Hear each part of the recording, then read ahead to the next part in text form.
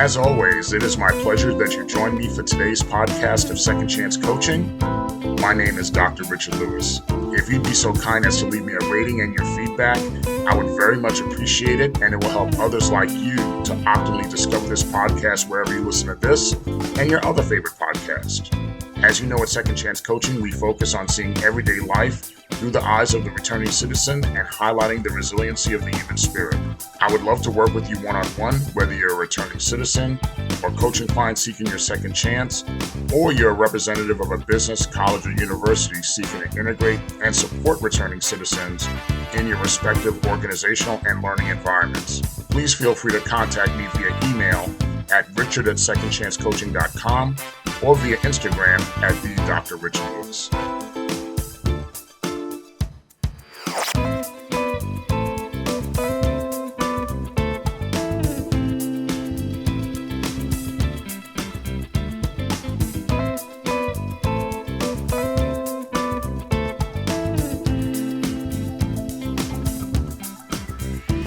Happy New Year! Welcome to another long-awaited edition of Second Chance Coaching. I'd like to welcome all first-time listeners to the Second Chance family, and of course all of our returning listeners. Thank you as always for making Second Chance Coaching part of your podcast listening habits.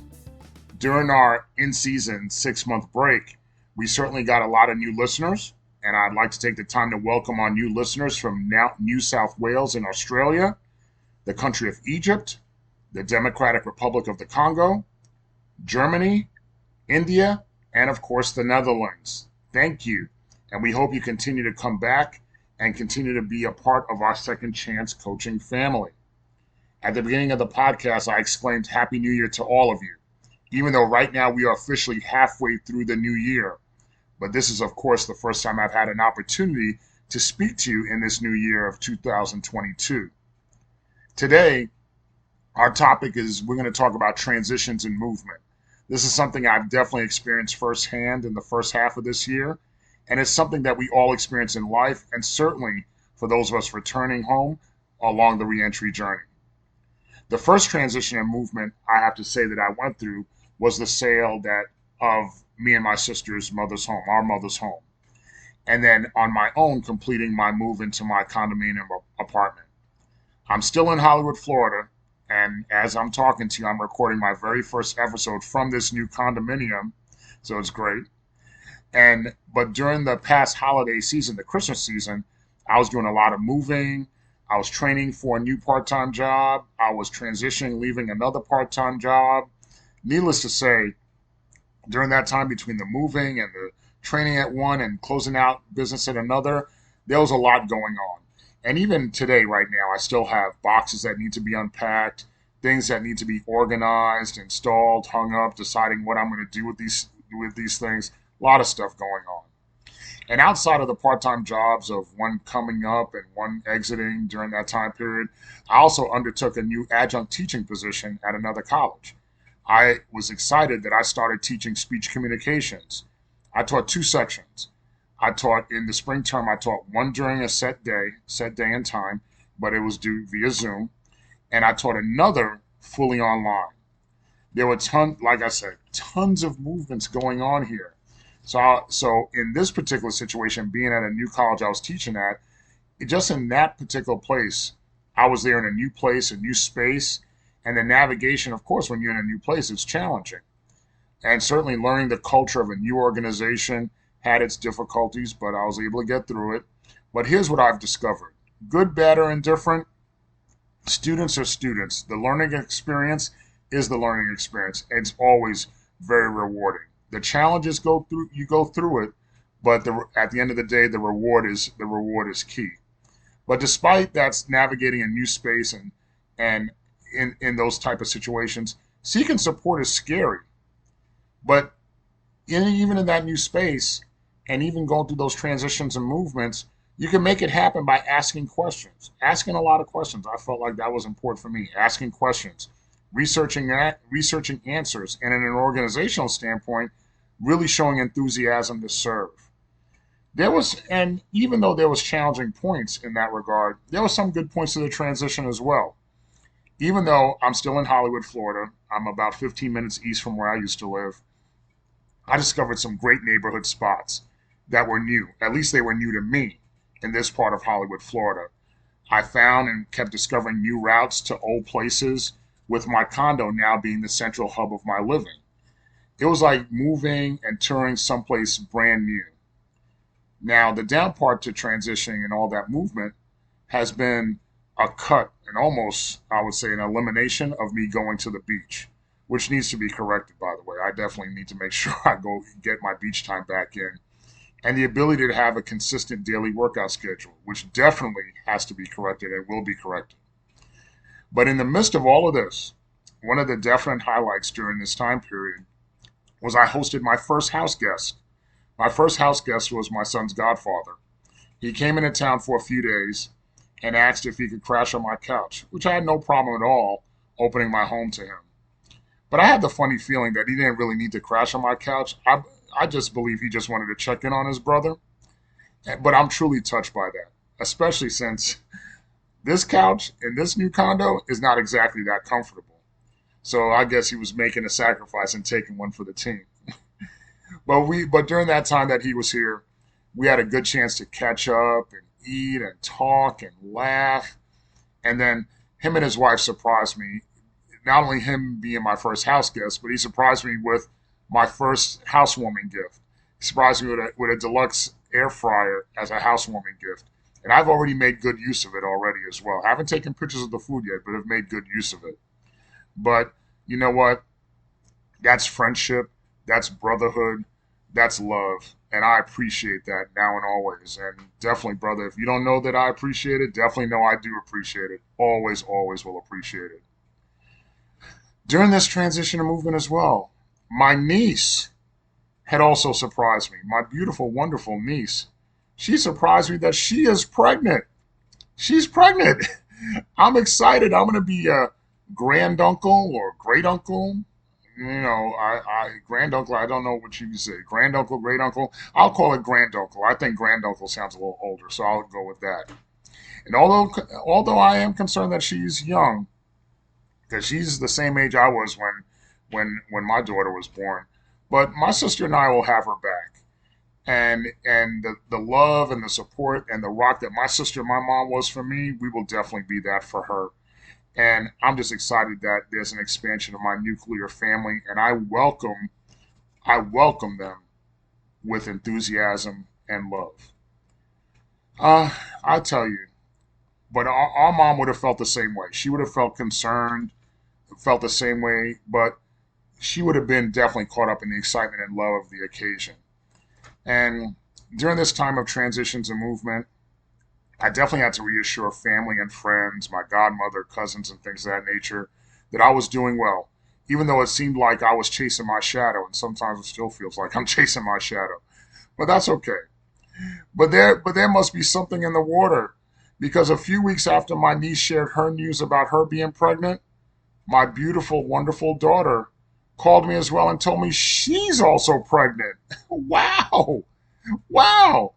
I'm not only going to be a granduncle, I'm also going to be a grandfather. Ooh, ooh, that's a lot. During these periods of transitions and movement, in addition, you notice I said them when I was talking about my niece, is because my niece told me she's having twins. Wow, twins. She's having wonder twins. During her gender reveal, um, a couple weeks before her gender reveal, she told me she was having twins. She told me and her mom she was having twins. And in the gender reveal, it indicated, she indicated, or the gender reveal indicated that she'll have a boy and a girl. So, she's knocking them out both in one swoop. My niece has decided to name this boy and this girl. The boy is going to be called Lexon, Lexon, and the girl will be called Akila, Akila. As a granduncle, I've already nicknamed Akila, and I will call her Kiki as a nickname for short. I haven't thought of a nickname for Lexon as of yet. I thought about Lex, but I wasn't sure as of yet. But I'll certainly come up with something. Certainly, if you have any suggestions, let me know. My daughter had her gender reveal a couple of weeks after that, less than a month. These three kids are coming less than a month from each other. One's coming in, Wonder Twins are coming in September, and my daughter's child is coming in October. And then my daughter recently, earlier this month, had her gender reveal. And the first thing she wanted to make sure she let me know is that she is not having twins. So I said, okay, thank God for that. But babies are indeed a blessing no matter what. So if she would have had twins, that would have been cool. That would have been a lot of babies. My daughter's gender reveal showed that she will be having a girl. That is awesome. My baby girl is having a baby girl, and she's naming her Janelle. I haven't nicknamed Janelle as of yet, but I already know that I will have her call me Pepe, which is loosely translated from Haitian Creole meaning pop pop. I'm so excited to receive with such enthusiasm and love these new family blessings. I certainly pray to God to give me the wisdom, strength, faith, and love to pass along to all these new bundles of joy. Of course, I wish my parents were here to see their great-grandchildren. I wish my son would be here to see his niece and little cousins. But as my cousin Dominique told me when my mother transitioned, she gave you everything that you need. And now, my job is to give Janelle, Lexon, and Akila everything that they need. The last major transition that's been going on in these last few months is my full-time employment capacity. Currently, as you know, I oversee student services for our bachelor's program in business, but starting this coming August 2022, I will transition to a full-time professorship on a continuing contract track, which otherwise known as a tenure track, in which I'll be a professor teaching speech communications primarily and still teaching some business courses. So I'll be transitioning to full-time faculty, and I'm so excited about that. Being full-time faculty will allow me more flexibility to do other purpose-driven projects such as this podcast, reentry work, research, other part-time and consulting opportunities, and certainly mostly more flexibility to spend time with family, friends, and loved ones, which, as we just announced, is expanding. This is great. But even in the most positive of dynamics, and certainly in the most negative of dynamics and all points in between, transitions and movements can be difficult, can be overwhelming, can be exciting, can be scary, and then they could just seem never ending. But just like a storm, a hurricane, or a tough season, it doesn't last forever. In the interim, we do have some ways as to how one could cope with transitions. So I wanted to share with you things that I found and researched, and we have 8 ways we want to share with you on how to cope with transition. Some are pretty obvious, most of them are, and others require some thought and some effort. But at the end of the day, I think that you'll find them to be helpful. I found them to be helpful for me during this time period. Number 1, accept that change is a normal part of life. Now, this may seem obvious, but change is a normal part of life. There's always evolution, change, improvement, and just change, period. As I've gotten older and hopefully more mature, I'm less resistant to change, whether it's moving, new rules, a new supervisor, new coworkers, rising gas prices, etc. But I know change is a normal part of life, which could be exciting, such as, like I've shared with you, if I haven't shared with you how excited I am as of yet, these new babies coming into the world. Number 2, identify your values and life goals. Whatever you're doing through your resumptions or of your routines or transitions and movement, my old-fashioned self will always say, always take your notebook. Write down the reminder or the reminders of what your values and life goals are. Why are you taking on a new job? Is this new venture important to you, and why? How does making this decision align with your values and get you closer to your goals? Think about that. Number 3, learn to identify and express your feelings. The feeling could be as simple as, I'm happy, I'm sad, I'm angry, I'm frustrated, I'm hurt, I'm excited, I'm joyful, I'm full of energy, I'm strong. Expressing your feelings at that moment enable you to identify them and properly navigate through your season of movement. Number 4, expect to feel uncomfortable. Not knowing where you'll end with all of this movement is not uncomfortable because you want to know everything will be all right. You want to know everything's going to be all right. But during this journey, you will be uncomfortable. However, no matter how it turns out, I guarantee you, everything will be all right. Not knowing is uncomfortable, but believe me, everything will be all right. Number 5, this could seem obvious as well. Take care of yourself. Whether it's going to the beach, which I need to start doing some more, and it's summertime, so everybody could be going to the beach right now, or working out, or simply getting rest. Exercising self-care is so very important. While doing the final preparations of this podcast, I received a phone call from an old college friend who was just checking up on me, and I was so appreciative of that, and it was so good to talk to them. And while talking to them, I was soon reminded as to how much was on their plate. Through our conversations, I reminded them to ensure they exercise self-care and release themselves of guilt day by day, one step at a time. So just like I was having that conversation with them, I remind you of that. And I always remind myself that no matter the storm, no matter what, the movements, the change, no matter what, first and foremost, take care of yourself. Number 6, build a support system. Have a support system built or get in the process of building one that is supportive of you and looking out for your best interest. This system could be your family, could be loved ones, friends, or even mentors, teachers, or even peers and colleagues.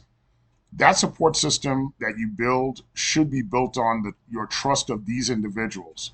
And always be mindful that they are there to be supportive of you, looking out for your best interests, and even keeping you accountable.